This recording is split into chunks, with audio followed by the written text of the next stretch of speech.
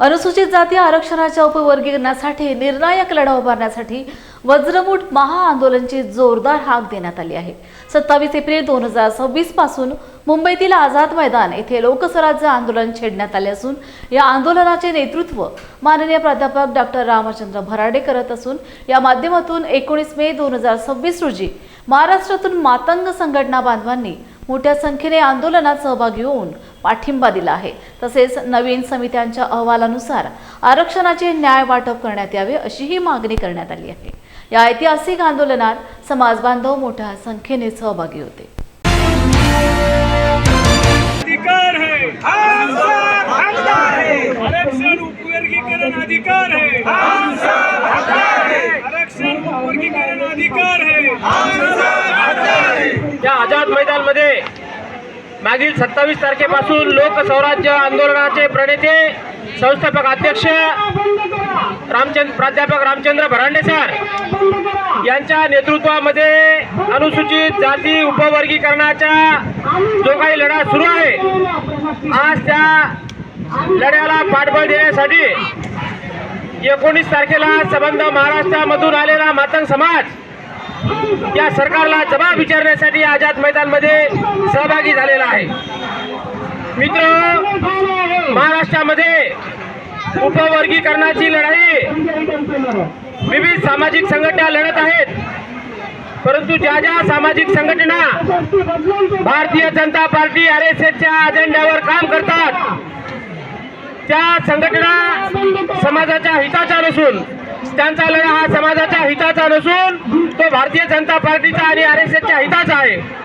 म्हणून आज प्राध्यापक रामचंद्र भराडे सर यांनी 27 तारखेपासून आपल्या आझाद मैदानामध्ये इथे ठाण म्हणून बसून महाराष्ट्रातील सगळ्या मंत्र्यांशी पत्रव्यवहार करत आहेत। इथे रस्त्यावर जाऊन ती उभी रात्रंदिवस ते लढाई लढत आहेत, परंतु या लढाईला कुठेतरी चांगल्या पद्धतीचं यश निर्माण झालं पाहिजे यासाठी तमाम मातंग समाज महाराष्ट्रातून या आझाद मैदान मध्ये सहभागी झालेला आहे। आपण इथं नुसतं भाषण ऐकण्यासाठी आंदोलनात सहभागी होण्यासाठी आलेले आहे। या व्यासपीठावर बसलेली माणसं हे सगळे बहादूर माणसं आहेत। या सभागृहामध्ये बसलेल्या आमच्या महिला ह्या सुद्धा बहादूर महिला आहेत। उपवर्गीकरणाची मांडणी मागच्या 3 दशकापासून आपल्या स्वतःच्या अभ्यासातून प्राध्यापक रामचंद्र भराडे हे लढत आहेत। प्राध्यापक रामचंद्र भराडेचा हा लढा, उपवर्गीकरणाचा हा लढा हा मातंग समाजाच्या हिताचा लढा आहे मित्र। परंतु या महाराष्ट्रामध्ये विविध सामाजिक संघटना आहेत। लवजी बाबाचं नाव घेऊन ते रस्त्यावर उतरत आहेत। काही RSS आणि भारतीय जनता पार्टीच्या इशाऱ्यावर काम करणाऱ्या सुद्धा समाजामध्ये संघटना आहे, त्यांच्याशी सुद्धा आपली ओळख निर्माण झाली पाहिजे। आपल्या समाजाचा शत्रू कोण आणि मित्र कोण याकडे गांभीर्याने लक्ष द्यायचं आहे। यापूर्वी इथं 20 तारखेला सकल मातंग समाजाचा मोर्चा झाला। कोण कोण आलता मोर्चा? सकल मातंग समाजाचा मोर्चा झाला आणि त्या मोर्चाला संबोधित करण्यासाठी महाराष्ट्राचे महसूल मंत्री चंद्रशेखर बावनकुळे स्वतः आले। ते स्वतः आले नाही तर भारतीय जनता पार्टी मातंग समाजाचा कार्यकर्ता अमित गोरखे नावाच्या कार्यकर्त्याने त्याला तिथे घेऊन आणले। मातंग समाजाला गुमराह बनवण्याचं काम त्या सकल मातंग समाजाच्या माध्यमातून झालं आणि 1 महिन्याच्या आत तुम्हाला उपवर्गीकरणाची अंमलबजावणी करू असं आश्वासन दिलं। कित्येक वर्ष गेले, कित्येक दिवस गेले, परंतु ना भारतीय जनता पार्टीचा सरकार बोलत आहे ना तो अमित गोरखे बोलत आहे। नागपूरच्या हिवाळीच्या अधिवेशनामध्ये अमित गोरखे साहेबांनी फार मोठी नौटंकी केली। अंगामध्ये आबाकडाचा शर्ट घातला, पॅन्ट घातला आणि फार अधिवेशनाच्या त्या मैदानामध्ये बांद्रासारख्या उड्या मारल्या।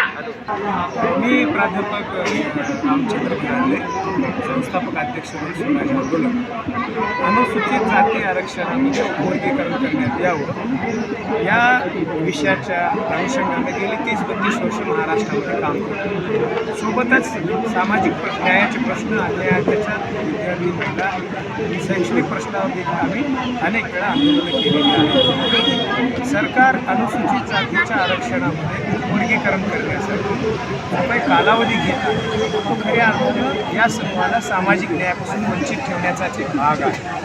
शेजारच्या तेलंगणा, आंध्र, कर्नाटक, हरियाणा या राज्यामध्ये वर्गीकरण होऊन त्याची अंमलबजावणी होऊन साधारणतः 1 वर्षाचा कालावधी लोटतो आणि अभ्यासाच्या नावाखाली तर 2.5 वर्ष या सरकारने घालवलेली आहे.